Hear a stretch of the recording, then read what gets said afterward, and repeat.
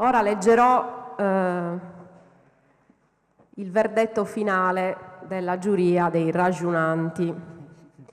Il collegio dei ragionanti ha deciso per un arrangio.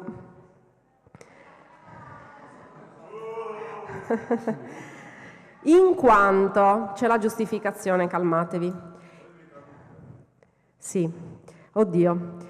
In quanto dalle testimonianze delle due parti e dalla ringa finale dei due allegatori è emersa una comune consapevolezza che la siccità, o meglio, la prevenzione e la gestione dei suoi effetti negativi, è una questione complessa che dipende da numerose concause, in cui ci sono molti responsabili, non ci sono vincitori, tutti sono perdenti. I rappresentanti delle istituzioni hanno messo in evidenza che molti progressi sono stati fatti rispetto al passato. Ci sono le competenze, ci hanno detto che ci sono anche le risorse per affrontare le situazioni, ma spesso la frammentazione dei ruoli e della responsabilità e la mancanza di coraggio ad assumere le decisioni difficili sono un ostacolo alla risoluzione efficace e tempestiva dei problemi.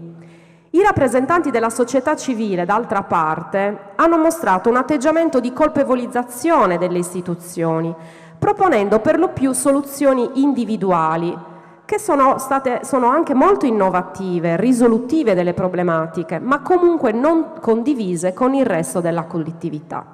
Proponiamo quindi alle due parti di avviare un percorso partecipato anche attraverso un'inversione dei ruoli.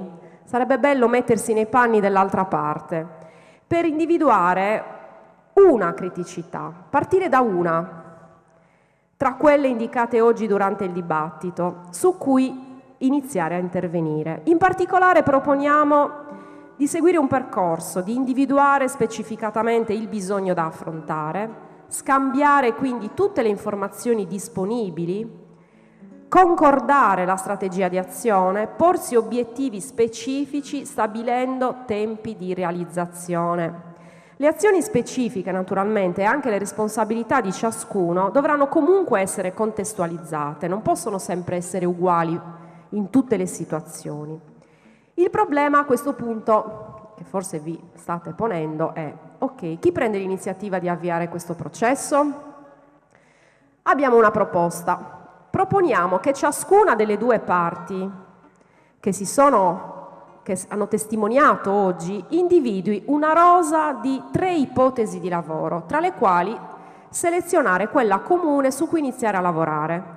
Sarà poi compito del comitato organizzatore della Ragione, il Tribunale della Siccità, di raccogliere queste proposte, facilitare e supportare il percorso che le parti saranno poi chiamate ad intraprendere.